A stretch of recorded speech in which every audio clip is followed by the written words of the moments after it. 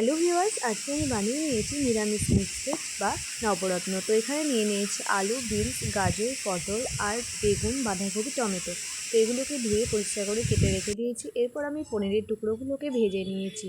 তারপরে আমি এখানে নিয়েছি রসুনের টুকরো আর জিরে গুঁড়ো, ধনে গুঁড়ো আর সর্ষে গুঁড়ো। তো তারপরে আমি কড়াইয়ে নিয়ে নিয়েছি তেলটাকে একটু গরম করে নেব। তারপরে আমি এখানে দিয়ে দেবো কিছুটা পরিমাণে চিনি দেওয়ার পরে আমি এখানে কিছুটা দিয়ে দেবো অল্প পরিমাণে হলুদ।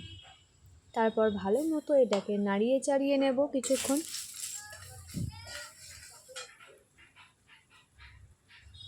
তো নাড়িয়ে চাড়িয়ে নেওয়ার পরে আমি এখানে দিয়ে দেবো কেটে রাখা সবজিগুলো। এটাকে আমি একসাথে ভেজেছি, তা আলাদা করে ভাজলেও চলে।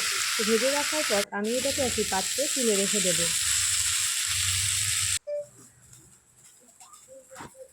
আমি পাত্রে তুলে রেখে দিয়েছি। এরপর কড়াইয়ে তেল দিয়ে এর মধ্যে দিয়ে দেবো কিছুটা রসুনের টুকরো আর ধনে গুঁড়ো আর জিরে গুঁড়ো,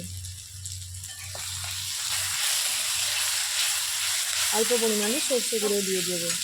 এরপর এটাকে ভালো মতো নাড়িয়ে চাড়িয়ে নেব। নাড়িয়ে চাড়িয়ে নেওয়ার পর ভেজে রাখা জিনিসগুলো আমি দিয়ে দেবো। দেওয়ার পরে এটাতে অল্প করে আমি জল দিয়ে দেবো। জল দিয়ে কিছুক্ষণ ঢাকা দিয়ে দেবো সবজিগুলো সেদ্ধ করার জন্য। এটা লো ফ্লেমে করতে হবে।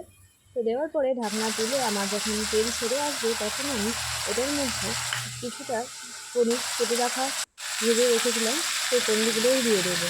তো তৈরি হয়ে গেছে আমার মিক্সড ভেজ আর নবরত্ন।